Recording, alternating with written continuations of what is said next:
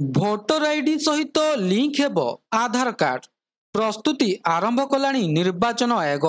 तेबे कौन रही संपूर्ण अपडेट आसतु जानिबा। ता पूर्व वीडियोटी को लाइक और शेयर करी चैनल टी को सब्सक्राइब करने अनुरोध।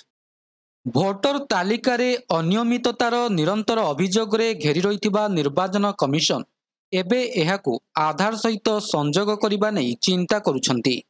एही कारणरू कमिशन एहाकू पुनः आधार सहित लिंक करने को बाध्यतामूलक करने को निष्पत्ति नैछंती।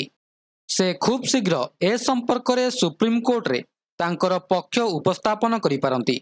भोटर तालिकार अनियमितता प्रसंग में राजनैतिक दलगुड़िक पूर्व सुप्रीम कोर्टर द्वारस्थ हो सारी।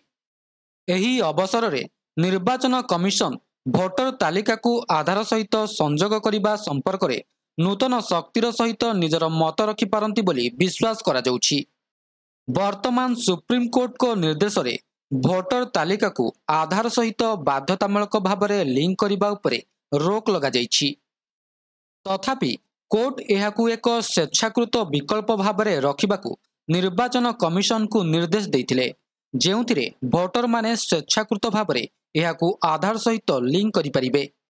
गत किछि वर्ष मध्यरे प्राय 65 कोटी भोटर स्वेच्छाकृत भाव में एहाकू आधार सहित संजोग करिसंती। एपरी परिस्थिति रे वर्तमान मोट प्राय 69 कोटी भोटर मध्यरु केवल 34 कोटी को आधार सहित लिंक करा जाई नहीं, जहा समग्र भोटर तालिकार त्रुटिर मुख्य कारण। निर्वाचन आयोग सुखबीर सिंह संधु एवं मुख्य निर्वाचन आयोग विवेक जोशी एही प्रसंग रे मार्च 18 तारिख ले आलोचना करने को नहीं सूचना रही। केंद्र गृह सचिव गोविंद मोहन, विधायी विभागर सचिव राजीव मणि और यूआईडीआई रो सीईओ भुवनेश कुमार को सहित साक्षात करने नहीं सूचना रही।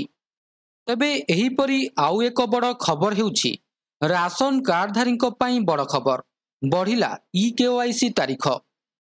राशन कार्डधारी खुशी खबर, राज्य सरकार करिछंती बड़ घोषणा। मुख्यमंत्री राशन कार्डधारी को पुणी थरे ई-केवाईसी पंजीकरण शेष तारीख वृद्धि करी गुरुत्वपूर्ण आश्वस्ति प्रदान करिछंती।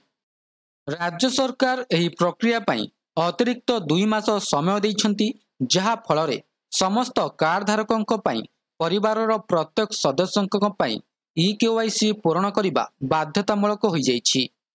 पूर्वरु समय सीमा फेब्रुआरी 28 तारिख पर्यंत धार्य करा जाइथिला, किंतु जेउ माने ए पर्यंत ई-केवाईसी प्रक्रिया समाप्त करि नाहांती सेमानक पई सरकार वर्तमान एही तारीख को मे 31 पर्यंत वृद्धि करिसंती बोली खबर मिलिछि। तबे यह थिला संपूर्ण अपडेट। वीडियोटी भल लागिथिले वीडियोटी को लाइक करंतु, शेयर करंतु एवं चैनल टी को सब्सक्राइब करिबा पई भूलंतु नाही। वीडियोटी को शेष पर्यंत देखिथिबारु आपनको बहुत बहुत धन्यवाद।